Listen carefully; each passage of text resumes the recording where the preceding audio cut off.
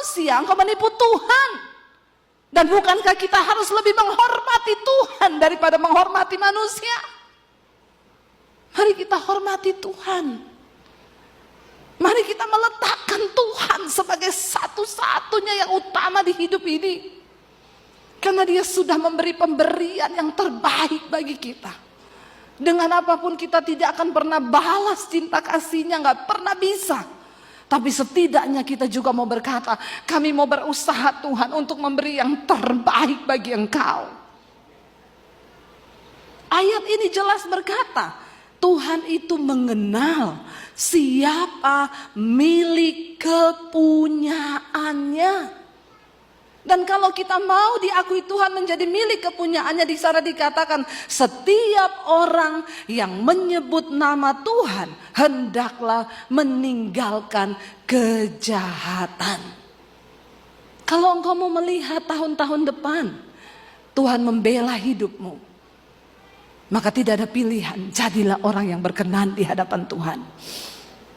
Karena Dia sanggup melakukan segala perkara.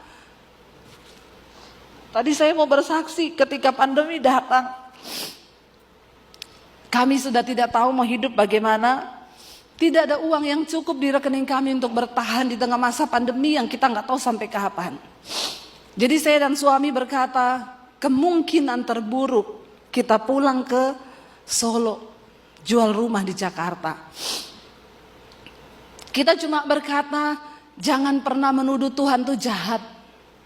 Apapun yang Tuhan izinkan terjadi, Tuhan pasti akan berikan kita kekuatan untuk melampauinya.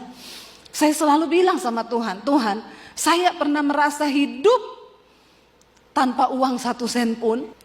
Saya bilang, saya pernah merasakan hidup tanpa uang 1 sen pun, tanpa ada satu orang pun di hidup saya yang saya bisa taruh untuk menjadi pengharapan saya. Waktu saya diusir dari keluarga saya ketika saya terima Tuhan Yesus sebagai Tuhan dan Juru Selamat. Saya keluar tanpa apa-apa. Bahkan papi saya bilang, jangan bawa ijazahmu. Saya mau lihat Yesus kasih makan kamu pakai apa. Ikut Tuhanmu.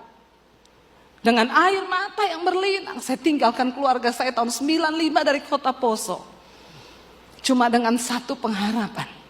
Aku mengikuti Tuhan yang bertanggung jawab. Saya tinggalkan keluarga saya. Karena itu saudara, ketika saya mengalami penderitaan,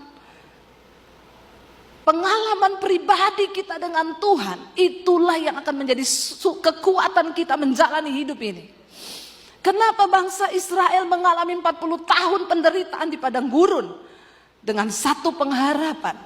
Supaya ketika mereka keluar dari tanah padang gurun itu, mereka memiliki satu iman yang teguh dan kuat. Bahwa Tuhan yang sudah melatih mereka untuk berperang. Dan mereka tidak akan menjadi orang-orang yang gampang menyerah. Orang Kristen sekarang enggak, semua maunya instan. Ada masalah datang sama pendeta, orang datang sama saya, Bu saya ada masalah keuangan, doakan Bu. Mau didoakan apa? Biar cepat selesai? Enggak. Saya berdoa buat engkau.